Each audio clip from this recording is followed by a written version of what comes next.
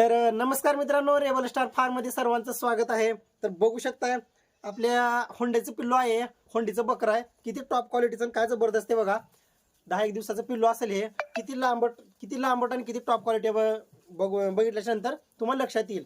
तर हा बोकड म्हणजे कसा आहे, एकटा जन्मलेला आहे आणि भरपूर दूध आहे, त्याच्यामुळे एवढं जबरदस्त संगोपन झालेलं आहे मित्रांनो। ह्याला फक्त ग्राईप वॉटर व्यतिरिक्त बेवन ड्रॉप नाही, कसलं मल्टीव्हिटॅमिन नाही, कॅल्शियम नाही किंवा कसली याला रोगराई सुद्धा झालेली नाही। ऑलरेडी आपण आयबोजेसी प्लस असो किंवा ग्लुकोज पावडर असो किंवा समजा O2 ह्या सर्व गोष्टी आणून ठेवलेल्या आहेत, पण त्याची काय गरज अजिबात पडलेली नाही। कारण एवढंच नाही, हाच बोकड नाही, आतमध्ये सुद्धा 2 बोकड आहेत, पाट वगैरे आहे, पण त्यांना सुद्धा कसलीच रोगराई आलेली नाही मित्रांनो। तर अशा पद्धतीचं संगोपन झाले पाहिजे।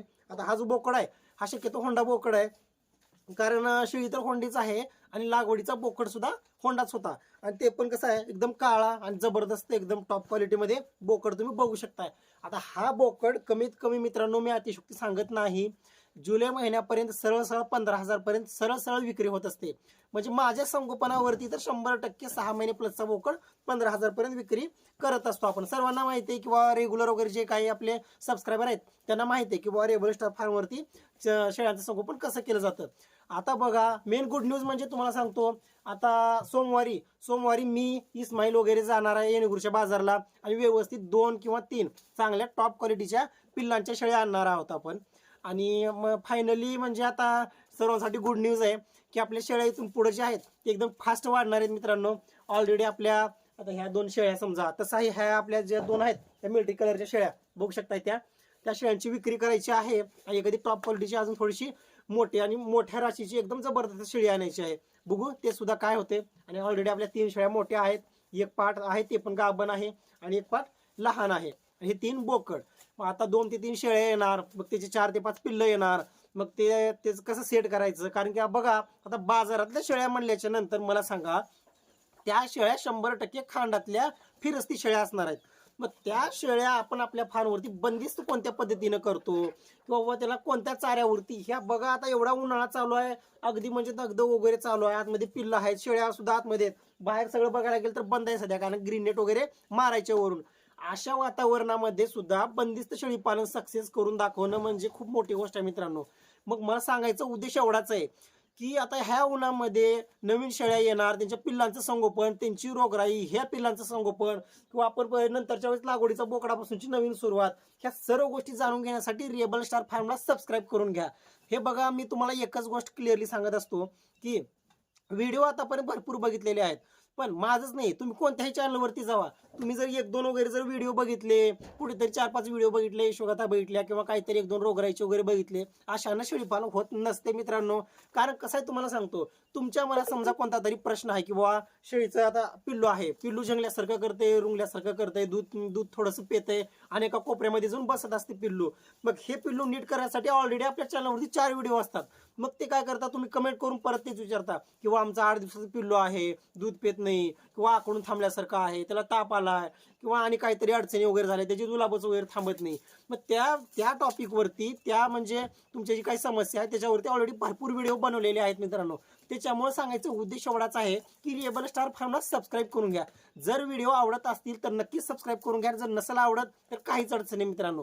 कारण बघा, आतापर्यंत प्रत्येकाच्या कमेंटला 100% म्हणजे रिप्लाय आलेलाच आहे मित्रांनो। बरेच सबस्क्रायबरचे जे प्रश्न आहेत, जे काही महत्त्वाचे प्रश्न आहेत, त्यांच्या टॉपिकवरती सेपरेट व्हिडिओ सुद्धा बनवलेले आहेत मित्रांनो। त्याच्यामुळे अजिबात ताण घेऊ नका।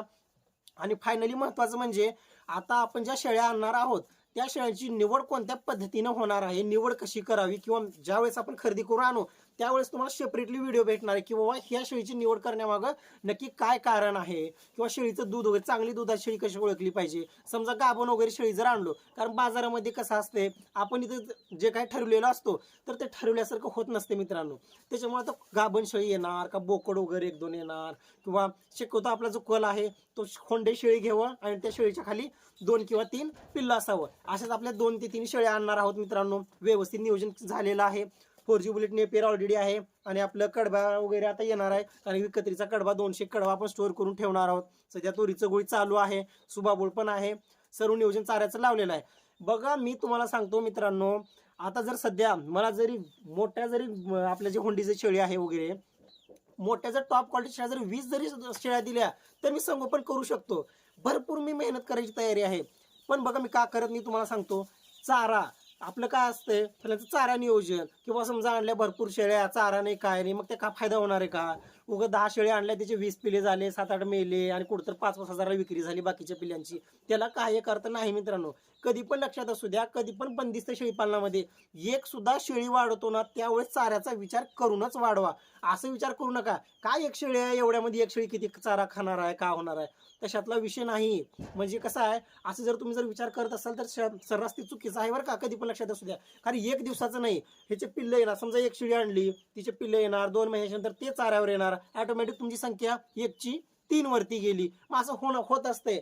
म्हणजे एक जनावर वाढवणं म्हणजे पुढे 3 जनावरांचा चारा तुम्हाला स्टोअर करून ठेवणं आहे.